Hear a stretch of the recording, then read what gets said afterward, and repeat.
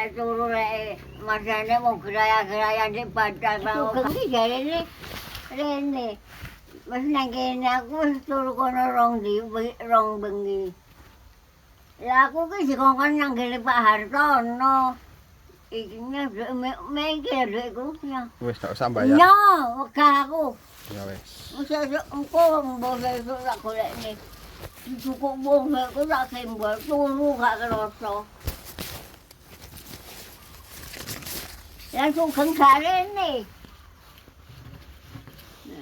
Apa kuwi? Sosok. Hah? Sosok. Gak, lho apa? Ya susu duwe pen 20.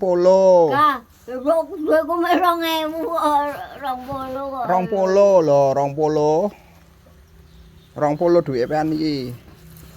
Nyah.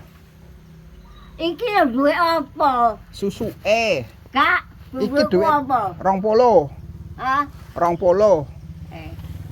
Iku susu. Lha iku apa jenenge? Apem karo susu.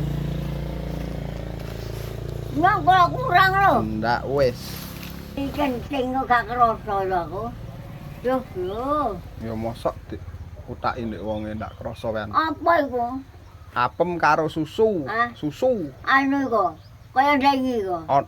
Setengah. Ono. Aku lah anu kae moh aku. Rong bulan kae moh aku. Sing kaya wingi. Hah? Sing kaya wingi. Kaya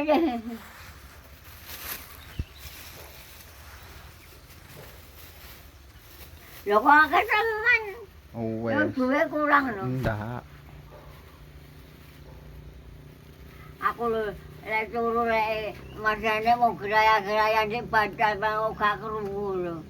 Mosok Ki kulung-kulung ge. ndak dikunci lawange ya. Tak kancing koe. Tak kancing lek jepretne barang koe takon.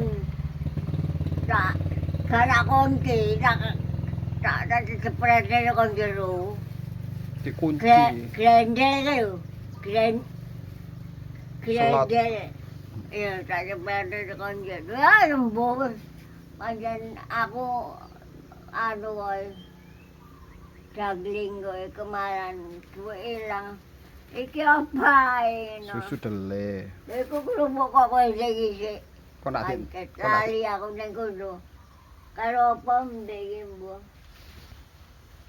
Ndeki karo enak apa jenenge? Iku ono. Hah? Ono hian. Yang bulan dah besok. Duduk wingi iku tak jupukno. Hah? Tak jupukno. Besok, ya. Sik tak jupukno.